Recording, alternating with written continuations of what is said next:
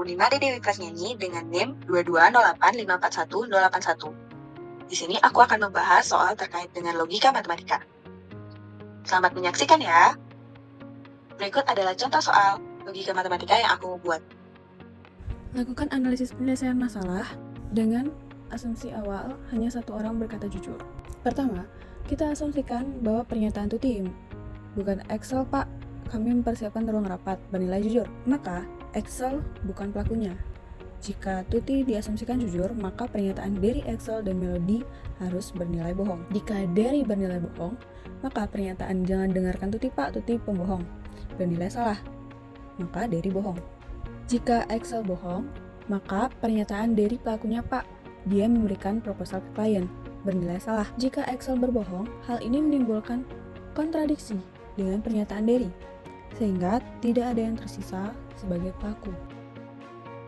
Kita asumsikan jika Melody bohong, maka pernyataan Derry berkata jujur pak, bernilai salah, Melody bohong. Yang kedua, kita asumsikan pernyataan Derry jangan dengarkan Tuti pak, dia pembohong, bernilai jujur. Maka pernyataan Tuti, Excel, dan Melody haruslah bernilai bohong. Jika Tuti bernilai bohong, maka pernyataan bukan Excel pak, kami mempersiapkan ruang rapat, bernilai salah, maka Tuti bohong.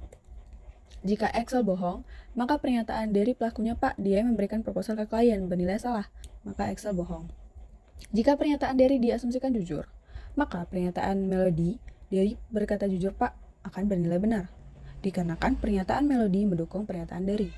Hal ini menimbulkan pertentangan dengan pernyataan awal, yang diasumsikan hanya satu orang yang berkata jujur. Ketiga, akan kita asumsikan bahwa pernyataan Excel, Derry pelakunya pak, dia memberikan proposal ke klien, bernilai jujur. Maka pernyataan Tuti, Derry, dan Melody harus bernilai bohong. Jika Tuti bernilai bohong, maka pernyataan bukan Excel pak, kami mempersiapkan ruang rapat, bernilai salah, maka Tuti bohong. Jika Derry berkata bohong, maka pernyataan jangan dengarkan Tuti pak, Tuti pembohong, bernilai salah, maka Derry bohong. Jika Melody bernilai bohong, maka pernyataan Derry berkata jujur pak, akan bernilai salah, maka Melody bohong. Yang keempat, kita asumsikan Melody jujur, maka pernyataan Derry berkata jujur pak, akan bernilai benar. Jika Melody diasumsikan jujur, maka pernyataan Tuti, Excel, dan Derry haruslah bernilai bohong. Jika Tuti bernilai bohong, maka pernyataan bukan Excel pak, kami mempersiapkan ruang rapat, bernilai salah, sehingga Tuti bohong. Jika Excel bohong, maka pernyataan Derry pelakunya pak, dia memberikan proposal ke klien, bernilai salah, maka Excel bohong. Jika pernyataan Melody diasumsikan jujur, maka pernyataan Derry jangan dengarkan Tuti pak, Tuti pembohong akan bernilai benar. Hal ini menimbulkan kontradiksi dengan asumsi awal bahwa hanya satu orang yang berkata jujur. Selanjutnya kita buat tabel praduga pelaku berdasarkan pernyataan dari keempat orang tersebut. Pada asumsi Tuti yang berkata jujur, tidak adanya pelaku. Yang kedua, pada asumsi Derry yang berkata jujur, pelakunya dikatakan Excel. Namun, jika asumsi Derry berkata jujur, itu menimbulkan kontradiksi karena ada dua orang yang berkata jujur. Yang ketiga, asumsi bahwa Excel yang berkata jujur.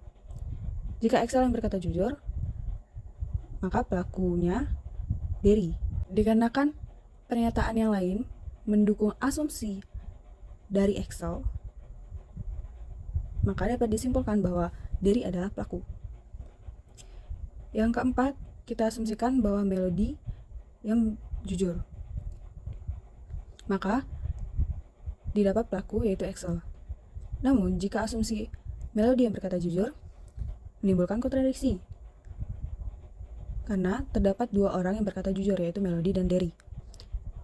Hal ini melanggar aturan bahwa hanya satu orang yang berkata jujur, sehingga dapat kita simpulkan bahwa Excel adalah satu-satunya yang berkata jujur dan Derry adalah pelaku yang memberikan proposal kepada klien.